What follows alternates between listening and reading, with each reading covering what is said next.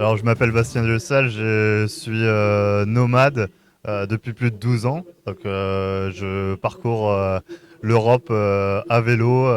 J'ai visité 50 pays, pédalé 70 000 kilomètres.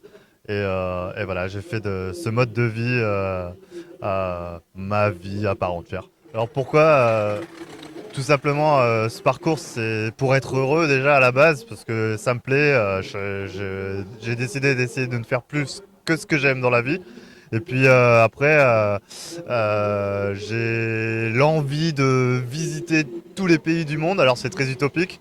Donc il faut bien commencer par quelque part. Donc j'ai commencé par le continent européen et donc avec la volonté de visiter tous les pays d'Europe. Et depuis 8 ans, les uns derrière les autres, je pars à la rencontre des gens de chaque pays et je prends le temps, vraiment prendre le temps. Ah ben, au début, j'ai démarré avec quelques économies, puis ensuite les petits travails sur la route, parce qu'en fait finalement c'est possible de trouver du boulot un petit peu partout, et puis les gens m'en proposent aussi. Et aujourd'hui, je suis auteur, donc j'ai édité 3 ouvrages qui racontent mes voyages et ma vie, et j'essaie d'en vivre du mieux que je peux. Donc l'histoire de ces 3 livres, c'est d'abord un brouillon entre guillemets réussi, Fuite, mon premier livre qui raconte 2 semaines au Royaume-Uni avec une météo dantesque et du matériel pas forcément adéquat, et l'obligation pour dormir d'aller faire du porte-à-porte. Et donc tous les soirs une rencontre, un chapitre, une soirée, une journée avec des gens. Et de là est né de la part de mes lecteurs un grand questionnement sur le pourquoi, le comment de ce mode de vie. Et donc les questions se sont bousculées et il y a eu une nécessité d'y répondre à travers 2 ouvrages qui s'appellent Le Virage et Renaissance d'un nomade, qui reviennent sur les origines de mon mode de vie nomade et qui expliquent les pourquoi, le comment. Quand j'ai tout plaqué, je suis parti vivre à l'autre bout du monde en Australie, j'ai eu un accident de voiture, j'ai découvert le vélo, puis j'ai continué en pédalant, et on en revient à ce que je disais, l'envie de découvrir tous les pays d'Europe, puis du monde, etc. Ah bah c'est simple, hein. Moi je suis là et je suis ouvert aux autres. Et les gens viennent vers moi parce que mon vélo est curieux, parce que les gens sont aussi curieux, ils sont intéressés, rencontrer d'autres personnes, des étrangers ou même des gens de leur propre pays quand je pédale en France. Et puis après, moi, il m'arrive aussi d'avoir des besoins, entre guillemets, des, des besoins simples, hein, primaires, besoin d'eau, besoin de trouver un endroit où planter ma tente, etc. Donc bah, je vais vers les gens, je leur pose des questions, et que ce soit moi qui aille vers eux ou eux qui viennent vers moi. Après, il se passe ce qui se passe, et puis c'est comme ça que les belles rencontres, les belles histoires démarrent, quoi. Alors il y a une raison, parce que mes livres sont imprimés en local. Donc j'étais revenu dans le coin pour chercher quelques livres et travailler et embarquer quelques livres sur mon vélo.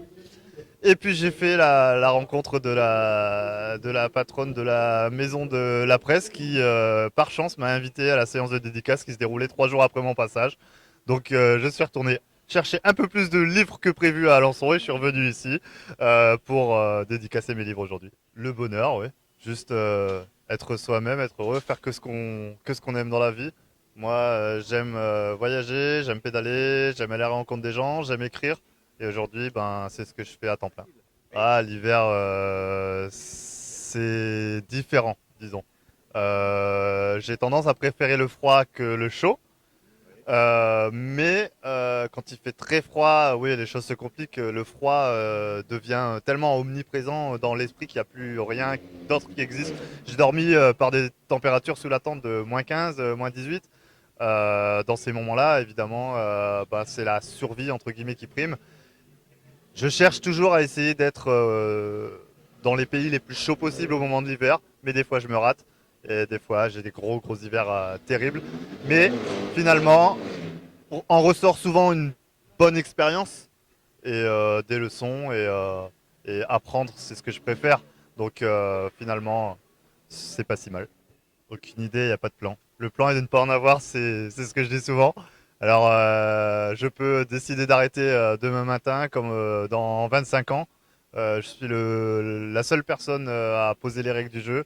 Donc, de la même manière qu'il y a 12-13 ans, j'ai décidé de changer de vie, je peux décider la semaine prochaine de faire autre chose. Mais au fond, j'ai quand même l'envie de continuer le plus longtemps possible. J'ai été dessinateur informatique dans un bureau d'études. Donc, je travaillais sur un ordinateur, je dessinais des plans de bâtiments. Donc, rien à voir avec ce que je fais aujourd'hui.